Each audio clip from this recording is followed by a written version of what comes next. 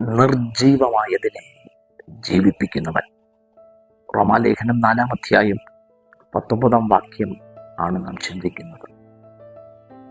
നമ്മുടെ ജീവിതത്തിൽ നിർജീവമായത് മനുഷ്യനെ നോക്കിക്കൊണ്ട് നിർജീവമാണ്, നീ നടക്കുകയില്ല, നീ ജീവിക്കത്തില്ല, നീ ആ വിഷയത്തിൻ്റെ അകത്ത് ഒരു പ്രവൃത്തി വെളിപ്പെടുകയില്ല. പ്രവാചകനോട് കർത്താവ് ചോദിച്ചതുപോലെ ഈ അസ്ഥികൾ ജീവിക്കുമോ? പ്രവാചകൻ പറയുന്ന, കർത്താവ് നീ അറിയുന്നു.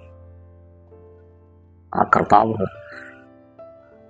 അസ്ഥിയുടെ താഴ്വരയിൽ ഒരു ദൈവപ്രവൃത്തി വെളിപ്പെടുത്തി ഒരു സൈന്യമാക്കി നിർത്തിയതുപോലെ അസ്ഥിയോട് വന്ന് ചേർന്നതുപോലെ നിർജീവമായ ചില വിഷയങ്ങളുടെ അകത്ത് ജീവിപ്പിക്കുവാൻ ശക്തനായവൻ ഇന്നും ജീവിക്കുന്നു.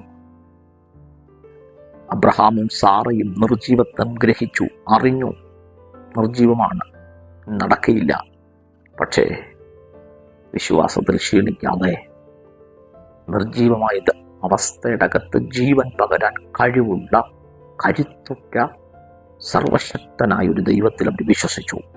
ഈ പ്രഭാതത്തിൽ ഈ വചനം കേട്ടുകൊണ്ടിരിക്കുമ്പോൾ എവിടെയൊക്കെയോ നിർജീവത്വമായി ശരീരങ്ങളുടെ അകത്ത്, തലമുറകളുടെ വിഷയത്തിൻ്റെ അകത്ത്, ഭാവി സംബന്ധിച്ച്, പക്ഷേ ദൈവാത്മാവ് വചനത്തിൽ ഉറപ്പിക്കുന്നു, നിർജീവമായതിനെ ജീവിപ്പിക്കുന്നവൻ ഇന്നും ജീവിക്കുന്നു.